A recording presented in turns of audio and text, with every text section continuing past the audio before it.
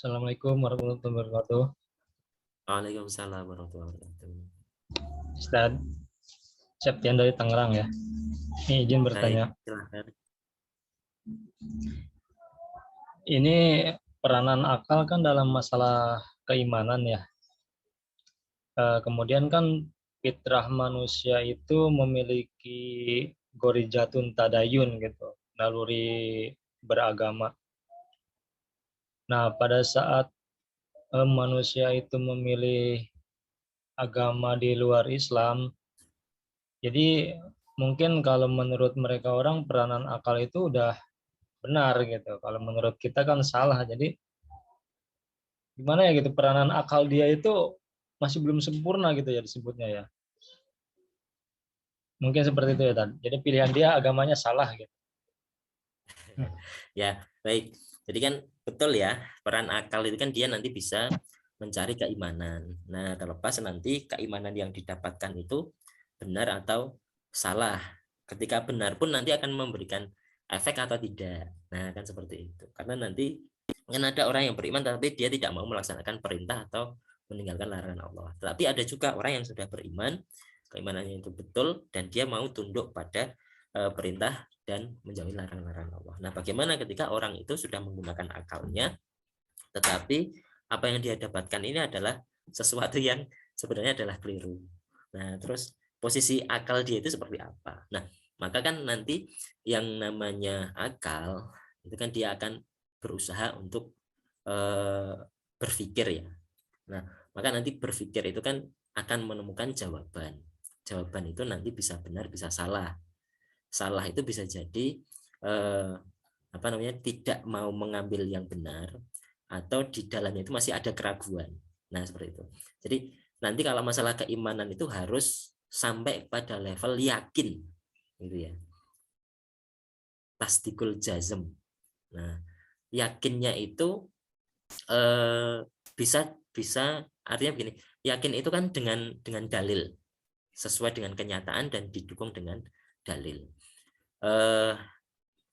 Apa namanya ketika seorang misalnya dia mengimani bahwa patung ya misalnya patung atau selain Allah lah dianggap sebagai Tuhan mereka, maka pernah nggak kemudian eh, keyakinan itu betul-betul dibuktikan itu betul-betul dibuktikan.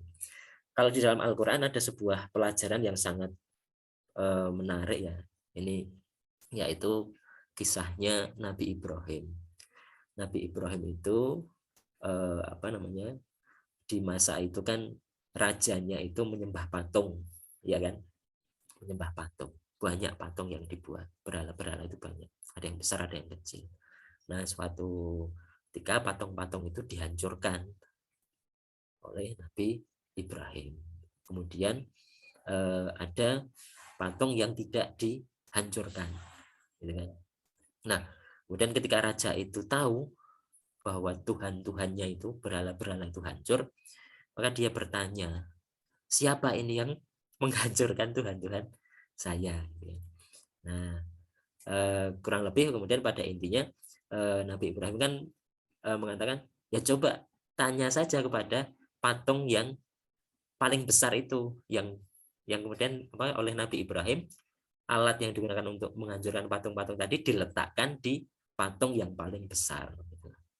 Nah, sebenarnya apa yang dilakukan oleh Nabi Ibrahim? Yang dilakukan oleh Nabi Ibrahim adalah sebenarnya mengajak berpikir kepada raja tadi itu dan pada orang-orang yang menyembah berhala, menyembah patung itu, apa mungkin? Nah, apa mungkin kan patung-patung tadi itu bisa bergerak, bisa memukul, bisa menghancurkan patung-patung yang lain? Secara akal jelas tidak bisa. Nah, maka tadi sebenarnya ini pelajaran yang sangat bagus, mengajak sampai kemudian pada level yakin, gitu kan. Yakin itu biasanya kalau ada bukti gitu.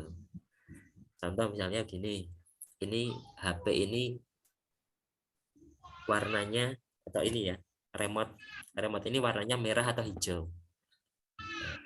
Akal akan menjawab bukan merah bukan hijau tetapi putih. Tapi kalau saya katakan ini merah, teman-teman pasti akan bisa menjawab bukan.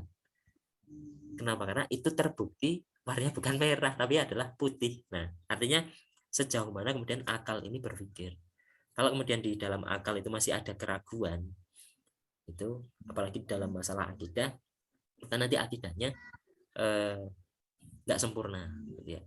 Atau bisa jadi nanti malah tersesat tadi itu. Nah, yang tadi ditanyakan, maka peran akal tadi itu dia sudah berpikir, tetapi kemudian sejauh mana dia itu berpikirnya itu sudah sampai pada yakin dengan bukti. Nah, biasanya proses-proses seperti itu sampai pada kebenaran itu harus melalui pembuktian-pembuktian. Apakah betul yang sudah disembah itu adalah bukti? Ya. Ada riwayat juga, misalnya dulu ada seorang sahabat itu yang bikin roti, adonan roti. Nah, kemudian adonan bikin Tuhan tapi dari adonan roti, bikin berhala tapi dari adonan roti. Suatu ketika disembah, tapi ketika dia lapar, adonan roti yang disembah tadi itu dimakan. Nah, ini kan secara akal kan nggak ini ya, nggak logis kan, seperti itu, nggak betul. Membuktikan bahwa roti itu adalah Tuhan itu bagaimana? Nah, jadi prinsipnya adalah bahwa akal itu nanti bisa mencapai kebenaran keimanan kalau memang proses berpikirnya ini dengan cara yang benar, dengan membuktikan. Nah, seperti itu. Nanti itu sebenarnya materi berikutnya. Nanti insya Allah mudah-mudahan di pertemuan yang akan datang bisa kita bahas lebih detail ya, tapi gambarannya kurang lebih seperti itu.